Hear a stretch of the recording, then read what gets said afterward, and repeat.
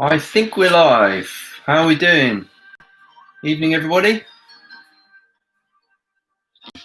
How is everyone tonight? Oh. Hi, hi. Just a sound check, please. Make sure it's okay. Good evening. Sound is good. Thank you. It's fine. Thank you. Excellent. Excellent, excellent. All good, all good. Okay, today's waffle is coming from my office because I didn't want to heat up the whole training area just to do a waffle because I'm pretty well sitting in one spot, so it seems a bit crazy to heat up the big gym area. It's pretty cold today. How are we all doing? We'll start in a moment. 14 of us, 14 in the house. Great. That's what we like to hear, Mike. Awesome. Hey, hey.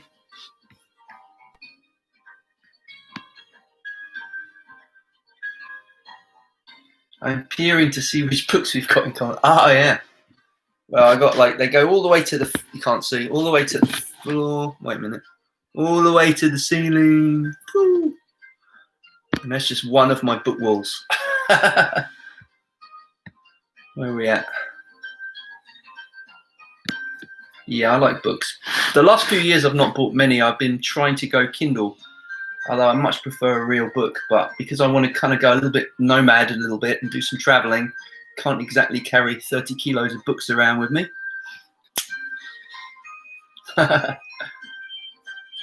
Right. So we'll start. Yeah, I bet you do, Jonas. You're like me, you're a bookworm. Cannot make any titles. Maybe just as well. It's my fake intellectualism because half of them are junk. I have a lot on martial art, philosophy, psychology, but also I like trash stuff as well. You can get a backdrop of books. Yeah, that's what I've done. Specific one on martial arts as well. Okay, it's time. I think we should make a start. First of all, thank you to Esther and Bella for their Patreon contributions. That's really appreciated. As I say, the waffle and the nuggets will be sponsored by my Patreon page. So the more people that help out with that, the more I'll be able to do, the more videos I'll be able to do, and not just only in the academy, but on YouTube as well. I'm going to turn this music down. I think it's a little loud.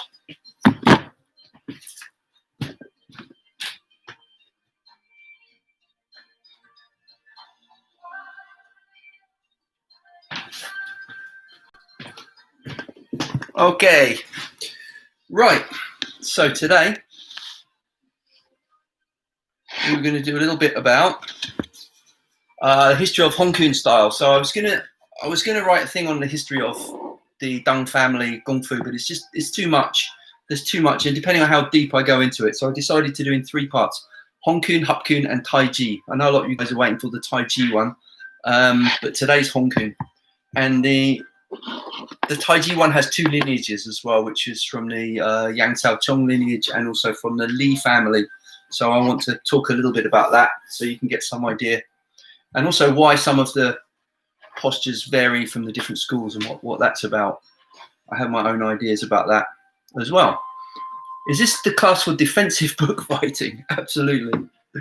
I'm an armchair warrior. I talk a good fight. Hi, Kim. So, today's Hong Kong.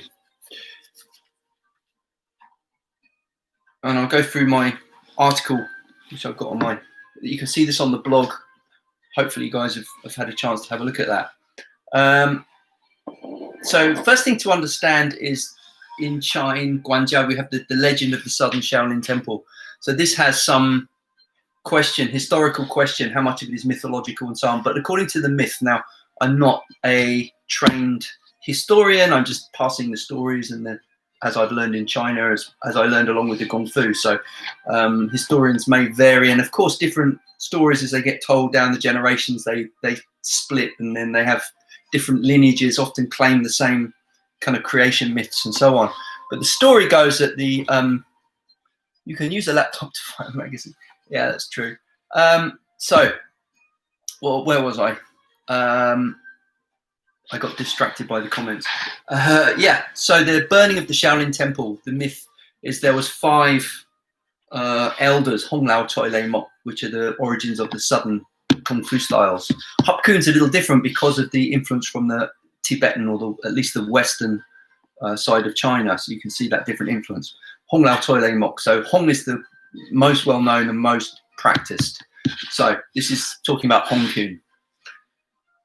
I spoke a little bit in the blog post about, first of all, so it's my picture of my Sifu's father, grandfather, great-grandfather, great-great-grandfather, and then he would have learned from Hong He-gun.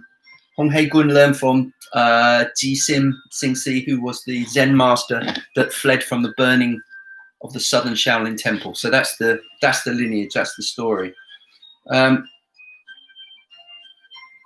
So then we also have a family tree with the dates and so on. Again, I'm not sure exactly how accurate these are, but this is what I've been told.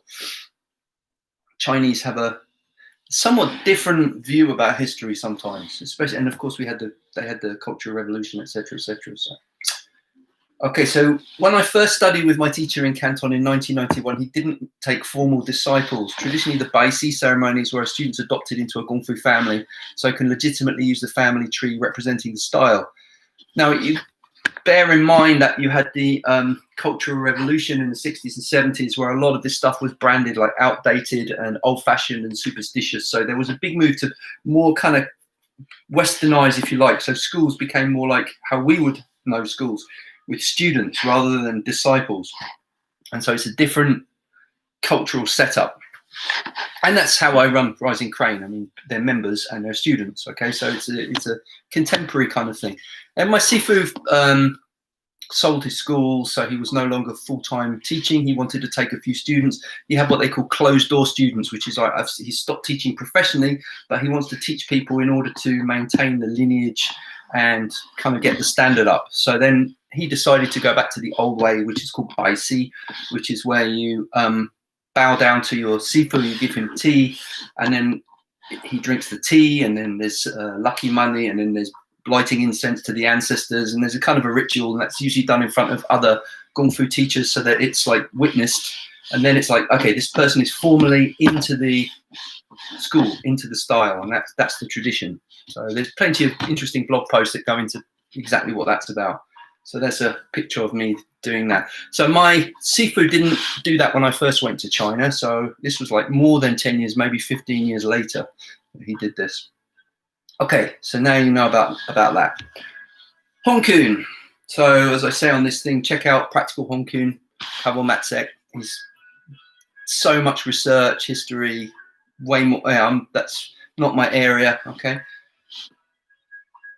Here we go. So I told you about the first generation, Ji Xing-Si. Sim is Zen master, who taught. Then he went to Tikkusan at the Haitong Monastery in Guangzhou, which is where he taught Hong He-gun, according to legend.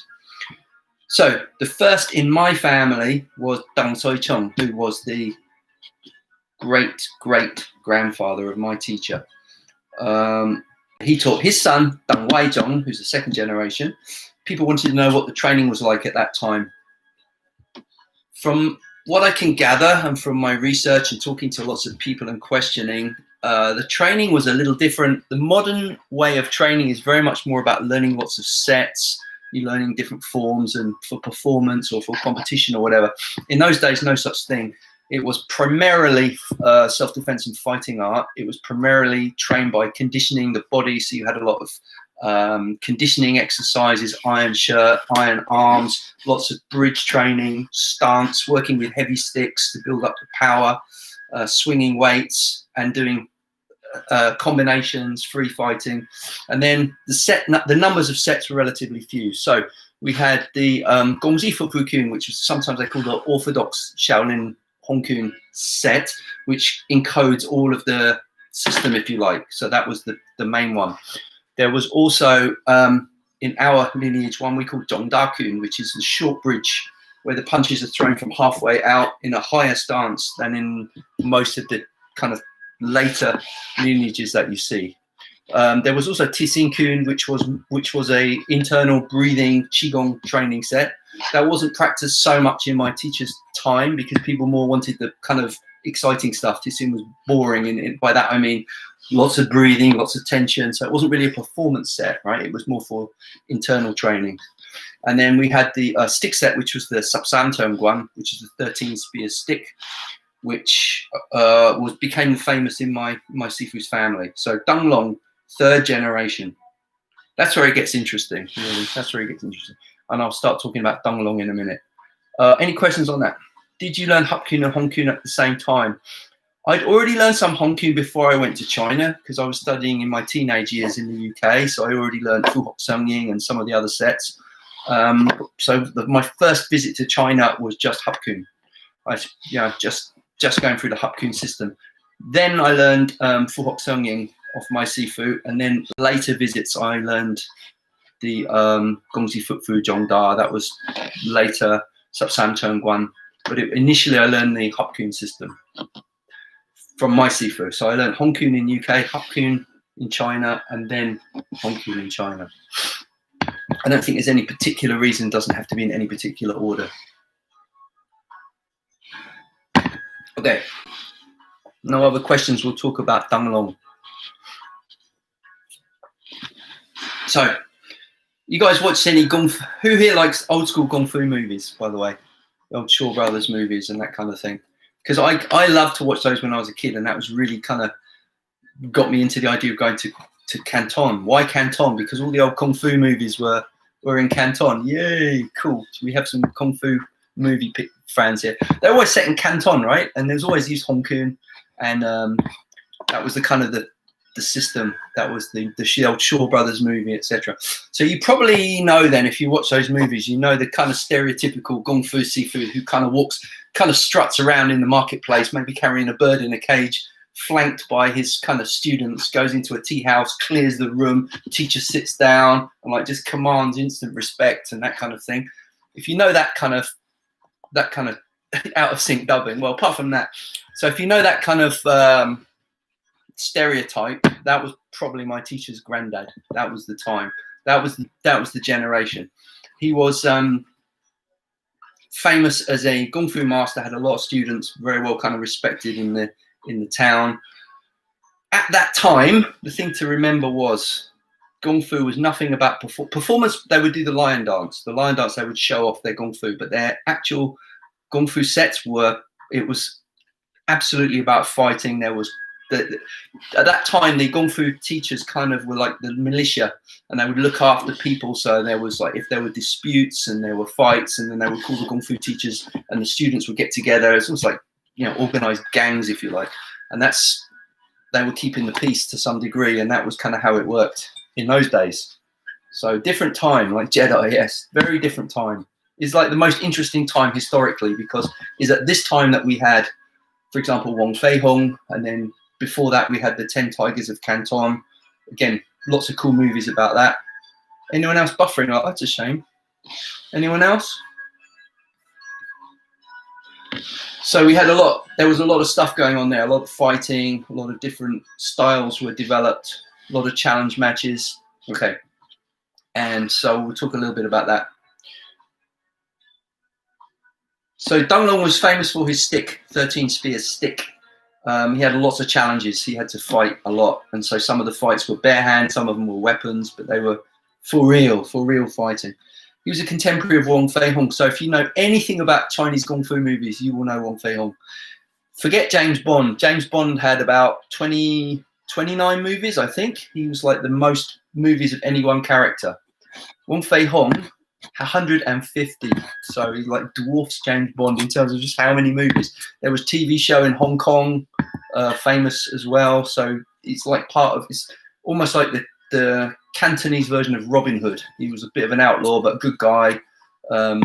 Did medicine, acupuncture, bone setting, taught martial arts, was supposed to be a man of high character, and was portrayed that way in the movies.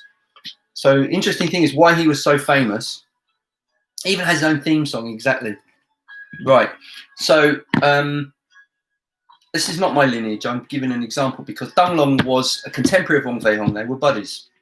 They had different teachers, so it's not quite the same lineage.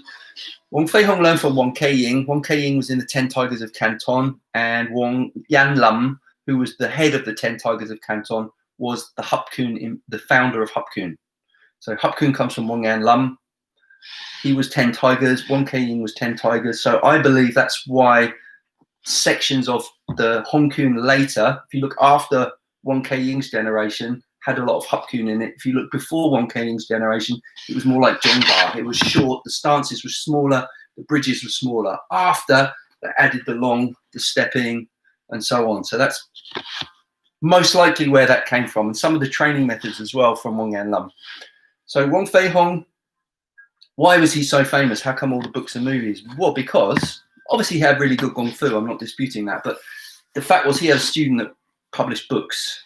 That was unusual. The first kind of, in the Southern style training manuals, there was Gongzi Futfu-kun, Tixing-kun, which were the orthodox Shaolin, and then there was crucially Fu Hok Sung-Yin-kun, which is the Tiger Crane form, which was created by Wang Fei Hong and published by his student Lam Sai-wing. Okay, so I'm not learned from, but I'm familiar, having spoke to the Lam family in Canton and in Hong Kong, so I'm aware of those, and Lam Zhou, who was the disciple of Lam Sai-wing. Okay, but I'm not going to speak about their history because it's not my business, it's not my school, but I just want to show you the connection.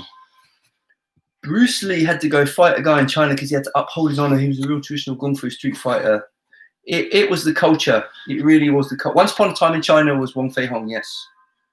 It was a great movie, and played by Jet Li. However, the Kung Fu in that movie was not 𝐿, unfortunately. Good movie, but wrong Kung Fu. Loads of Quan Tak Hing. Quan Tak Hing is interesting because he was white. So good, keep typing stuff, because when you type stuff, it sparked me off. Quan Tak Hing was actually white crane style. He played Wang Fei Hong, so he did 𝐿. Interesting, this is an interesting thing. In the Quan Tak Hing show, he had a famous dance, which was this. And Jet Li copied it for Once Upon a Time in China. And that became known as like Wang Fei Hong stance. But actually, this is 𝐏𝐿.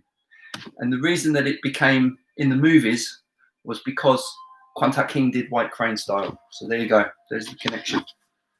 Real waffle today. Geeking out. So yeah, something else to understand, which some of the modern seafood don't like to say, I'm being contentious, is that we spoke before about Baisi, which is the formal adoption. You have seafood Tolai, you know, student, master, and disciple. Okay, but there was something else called Gaolao. Now, Gaolao was where good fighters or Kung Fu people would exchange techniques. They would spar. Oh, that's a good technique. How does that work? And that's more like what goes on now in MMA, that you have a guy go to a different school or a different gym.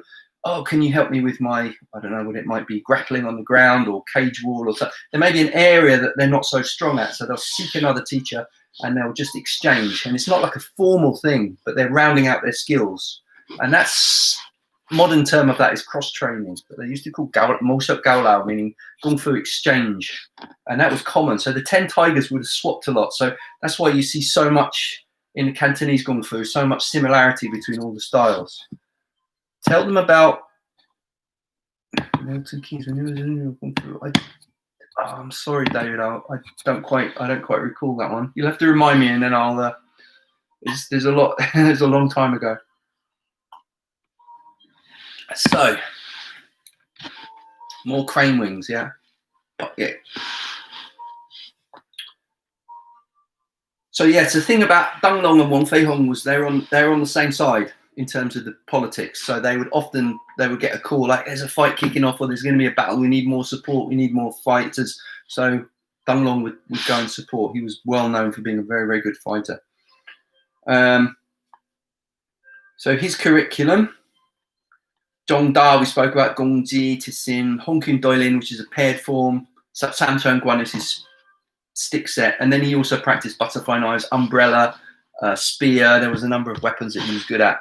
Some of the sets I have put on the blog post a link to some videos where I demonstrate some of those, so you can see that. You can see how that works.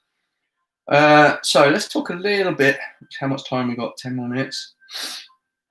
And then I'll talk about how Dang Long Danglong's son, which was my 𝐒𝐿𝐴𝐺𝐿, my Sifu's father, wasn't a big chap. He was small, and Danglong was my size, 6 foot. In Canton was like a beast, so he could just go through people. But his son was small, and my Sifu was smaller still. My Sifu, you could pick him up, so he couldn't use that method. It simply didn't suit him.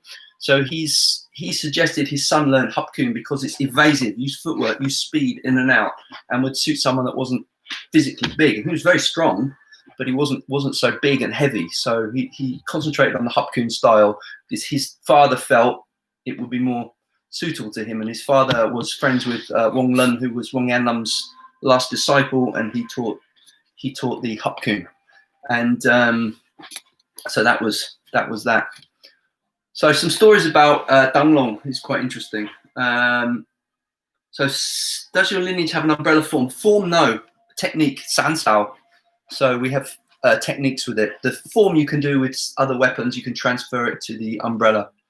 In the old days, there wasn't that many sets. There were techniques. They would practice them as kind of like fencing or sparring. So less forms. Then in more recent times, people put more forms together. So now a lot of the modern Kung Fu curriculum would have loads of different forms, but the old days not so much. It was more sansao. Yeah, something like Filipino martial arts. They'll fight with lots of different weapons and so on, but they won't necessarily have separate forms. There was a Hong Kong Sifu that put a form together, or maybe it was in his lineage. There's a book which I've got somewhere by Ho Lap Tin, which is the umbrella form. But as far as I know, it's close to the broadsword. So you can have a look at the broadsword set. A lot of the similar movements, wrapping, hooking, and so on.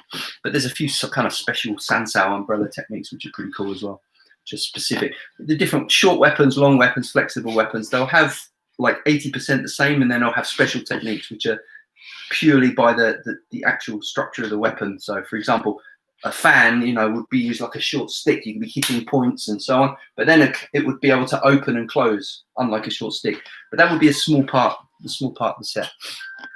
So some stories about Danglong. Again, these are just stories that I've heard.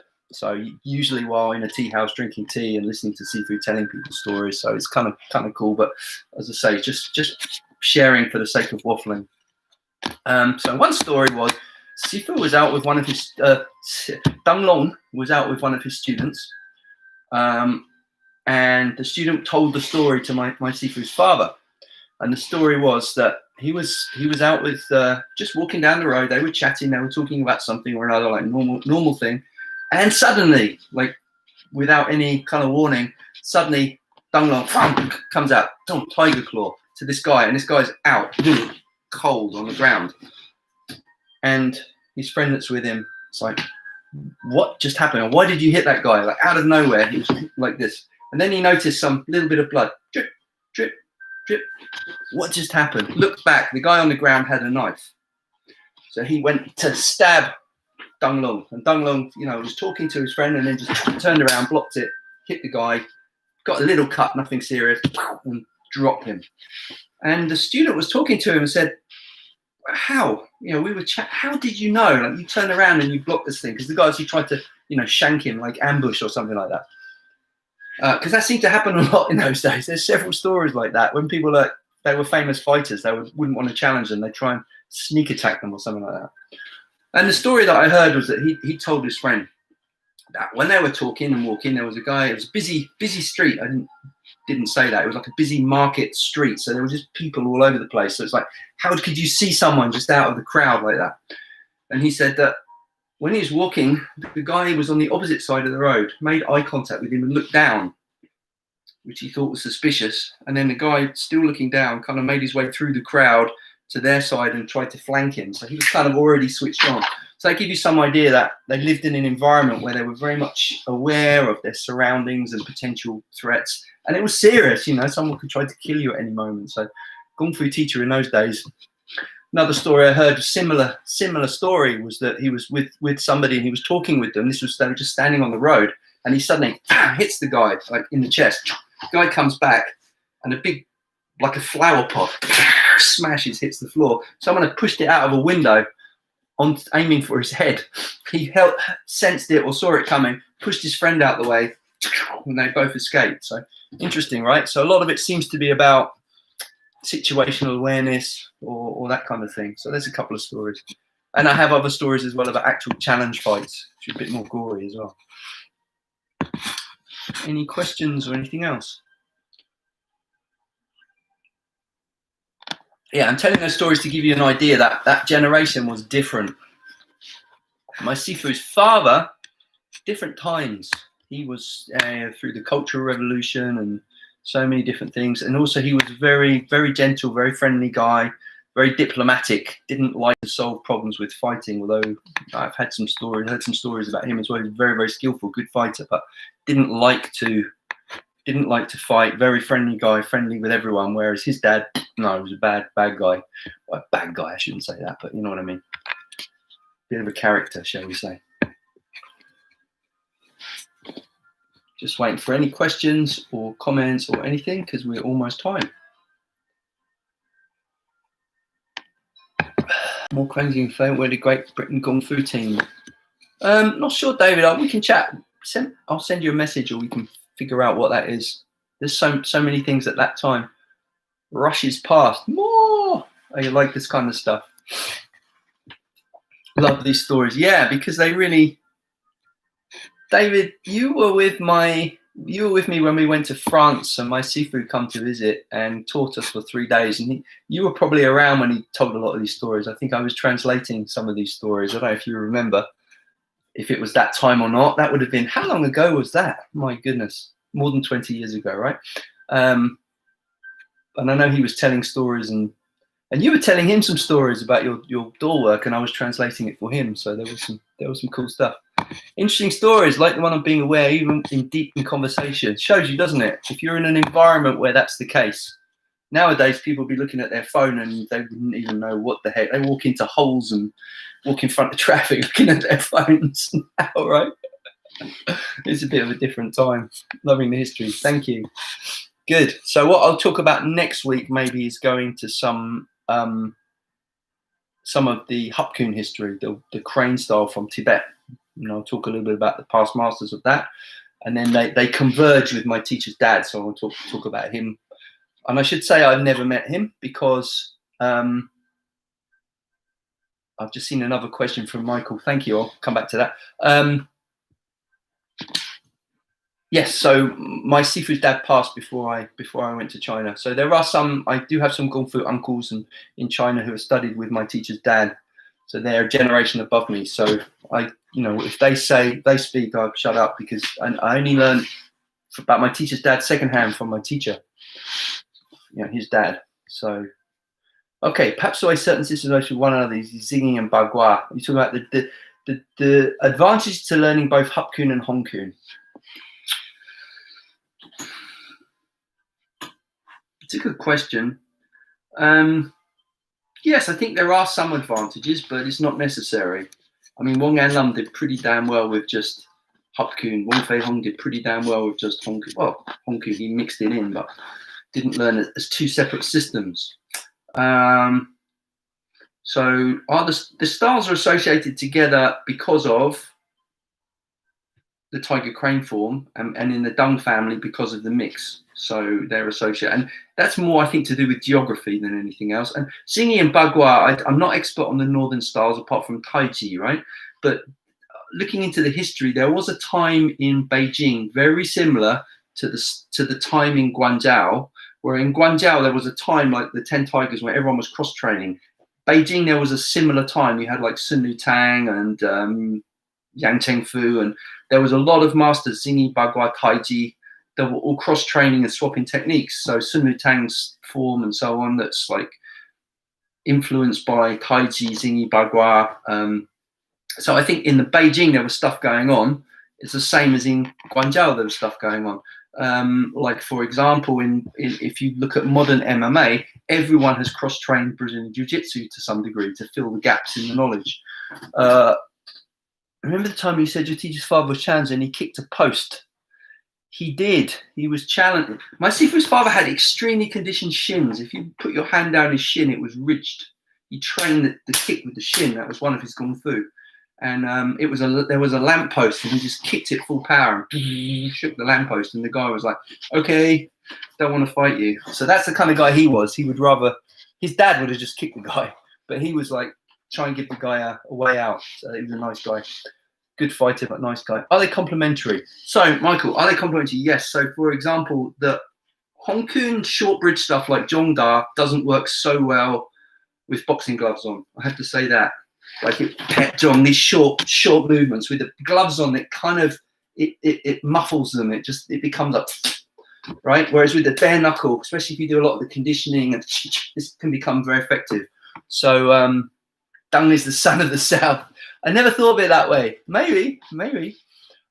So do you see my point that bare knuckle, right hand lead, pet drop, this kind of striking, very effective. Put gloves on.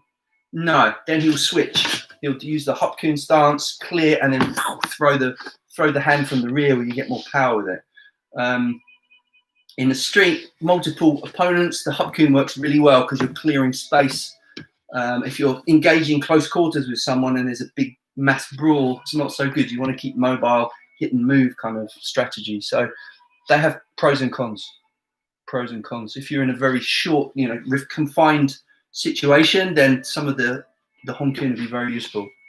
But honestly, I think style is nowhere near as important as the training method. If a person's trained correctly and they've really internalized it and they know how to use it, that's more important than the so-called style. The real emphasis on all these different styles is fairly recent. In the old days, they would just call it, martial arts, boxing. They called, Kunfa, Cantonese, Chuanfa, and Mandarin. They'll just be like, "Oh, you're a fighter," a bit like MMA guys. Now, "Oh, you're a fighter. Well, show me that leg lock. Show me that." And they wouldn't say, "What style does that? Where does that lineage come from?" But as it's become more more recently, and it's become more of a cultural thing, that's more emphasized. But if you're talking about fighting, train everything. Honestly, train everything. Short, long, grappling, striking, ground, weapons, because you never know, right? You just never know. Similar to what I see Lama people doing when they do Bak Mei. When Lama people doing Bak Mei, you're probably talking about Chan Tai San. Chan Tai San was a Lama master that went to America that also taught Bak Mei. He had about 10 teachers, one of which was Dang Gamto, my teacher's father. So the connections there. My teachers, my Sifu, Dang Jianggong, studied Longying, dragon style. And dragon style is very similar to Bak Mei. My Sifu was really good in the dragon style as well. He trained so many things, hundreds of things. I think this is really important for people to understand though, right? Learn everything, but try to master a few things. So you have it's like, you got loads of books or whatever, you've read a lot, but it's not really important. It's what you can use. So it's about refining. So you have an accumulation stage, like a research stage, and then you have a refinement stage. So that learn everything so you're not missing stuff out, so you understand the whole picture, and then pick a few techniques and get really good at them. Okay. So I think that's it for today. As usual, questions, messages. Your Sifu did Longying. Yeah, he had a training brother that was a Longying Sifu, and they swapped techniques. This is what we call Gaolao, yeah? Molshot Gaolao. So that means it's not on the family tree. It's an exchange of techniques. They very much respected each other. My Sifu was Wing Chun, Longying, Choi Lei Fat. Learned many things, many things. My Sifu is just hundreds of forms he's learned. But, he's whittled it down, as I say, to a few techniques. Okay, so that's it for today. Thank you, everybody, as usual. Appreciate it. And next Monday is Tai Chi again, Tai Chi lesson. If you want to support me on Patreon, if enough people support me, the link's below this video, then I will continue to do weekly waffles even after the lockdown finishes. If not, then I'll do less frequent ones, and they'll be specifically for the Patreon people. But if enough people support me, I can keep doing it on a weekly basis. So all appreciated.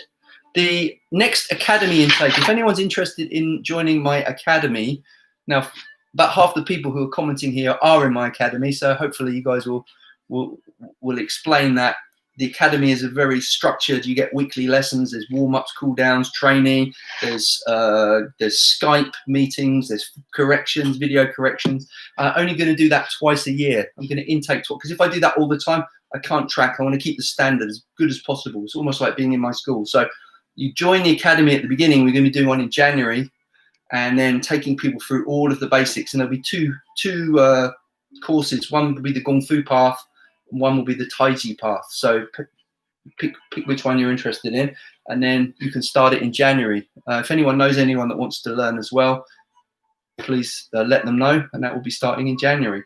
Okay, so, thanks. Some time to tell us what you learned and how you whittled down. Yes, except it's a great question, but I don't think it's you have to figure it out for yourself, that one, because mine won't be yours. It has to come from experience. There's no that you can't do that for someone else. But anyway, what do you think of Tang Soo Do? What do I think of Tang Soo Do? Not my area of expertise. So Tang Soo Do means way of Chinese hand, and which was also the original meaning of karate as well, by the way. They changed it.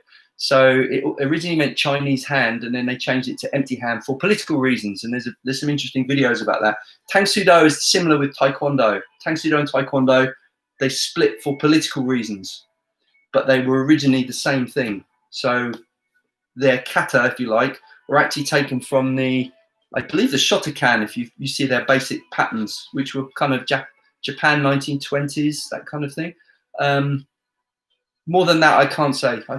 It's not my expertise. But Korean martial arts is not my expertise. But I know if you watch their katas, you can clearly see that they come from the 𝐂𝐡𝐚𝐧𝐬𝐿 school, because those ones were invented in the 1920s.